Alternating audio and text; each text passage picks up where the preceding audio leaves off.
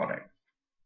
Now we will see how we can do cross tabulation for the categorical values. Like for categorical values, we cannot obviously do the summary statistics, or we cannot do histograms or a probability density function and so on.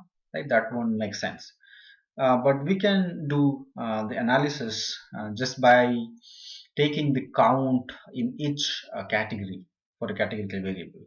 So that's basically known as the cross tabulation, right? Cross tabulation is of course with two variables, but not going by the definition of cross tabulation.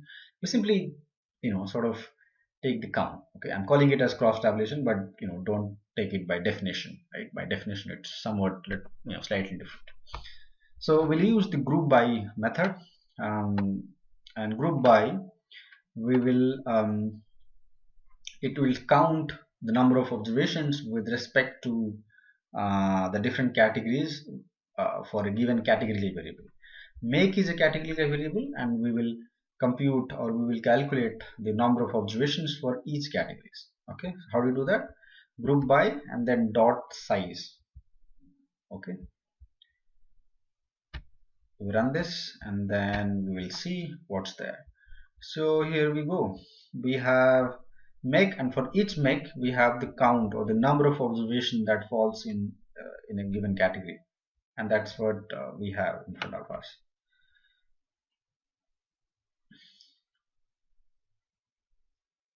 Okay, we can also plot the distribution. We can plot the distributions to various ways. We will use something called box plot, and obviously bar chart is something that also can be used for showing the distribution of categorical variables. We will use some of them. Okay, so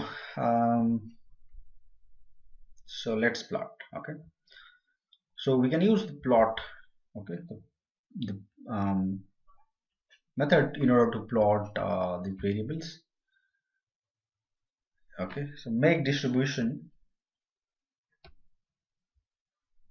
So make underscore dist is coming from the previous code. Okay, so we have already defined it, right? So we have defined it does have the count, and we're simply plotting the count. Okay, so count obviously is a numerical value, so this numerical value is simply plotted here.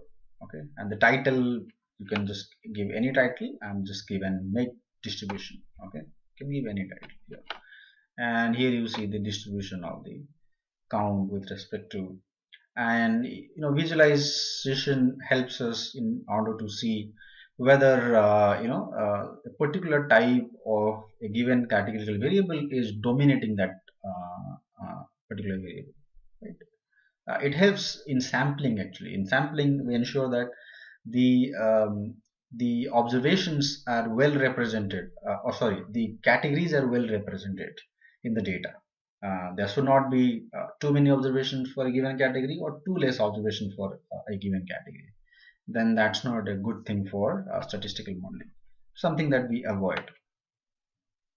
And then we'll do it certain things for all numerical variables and for all category variables. So we can do that. We'll first select all numerical variables. How do we do that? We use the select d type method, and we will select the data types, float and the integers. So these two data types are basically the data types of numerical variables. So it will simply select these data types. So in essence we'll have the numerical variables in this particular list.